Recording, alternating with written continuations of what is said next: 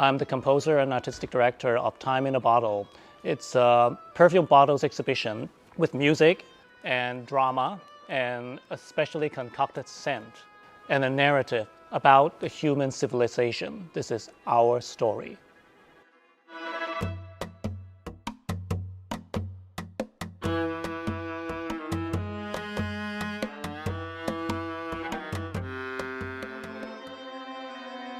One of my favorite scenes is scene 2.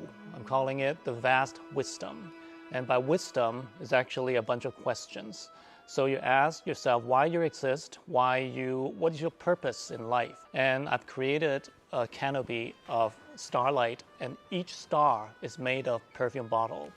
And under this starry night, you do ponder the question, where are we going? And what is the next step? And what are we doing here?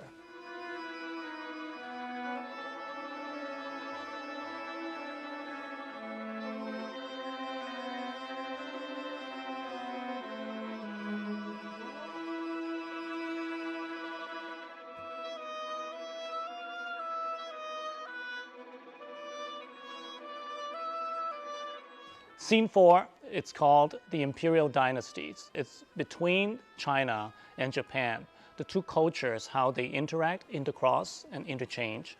At the center road, it's one very special bottle called Asia by Fendi, the Italian designer. So what's so special about that? It's what I wanted to say was like, no matter how rich you are or how poor you are, nothing compares to a bowl of rice to warm the heart and the stomach. And on top of that, I have a pair of chopstick-like perfume bottles, and totally unrelated to the Fendi bottle, but I think it really complements the theme perfectly. So I put them together right at the center, at the focal point of that scene. So I think it really completes the picture perfectly.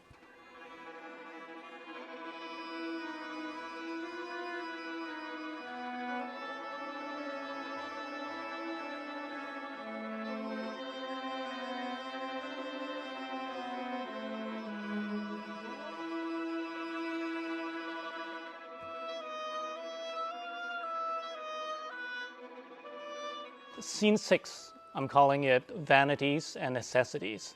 And the whole scene is composed of perfume bottles that look like jewels. So you have a bracelet, a diamond, string of pearls, and emeralds, sapphire, all of that. But in order to get that, we have to pay a lot of money. And do we really need those sparkling jewels in order to make us happy? I think that is the question I'm asking with this scene.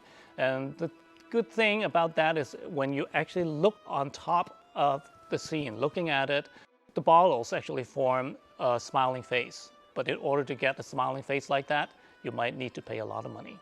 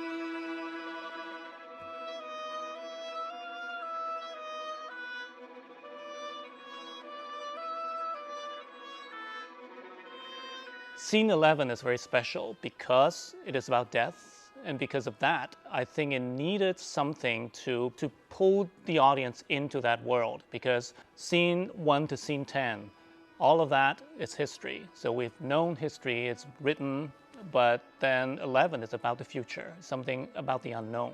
And I think scent, it can be more effective in pulling the audience in, more so than words, more so than visual. So that's why I have a perfumer to concoct a scent just for this scene.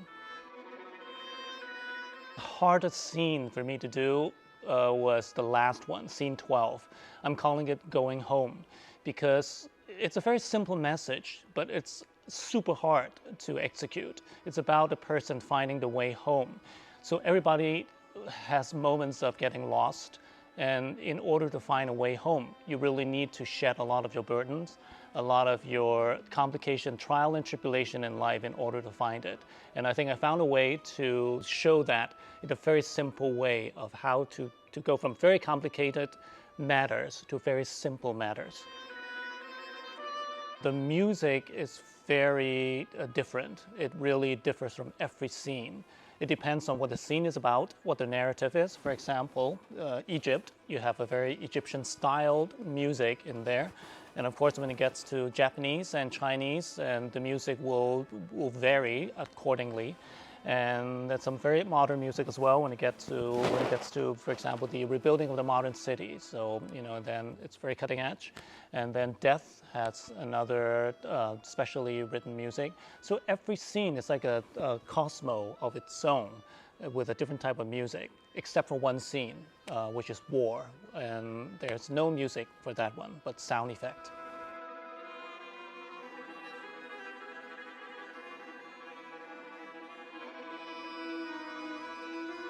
This is a great collaboration with Matsuo-san.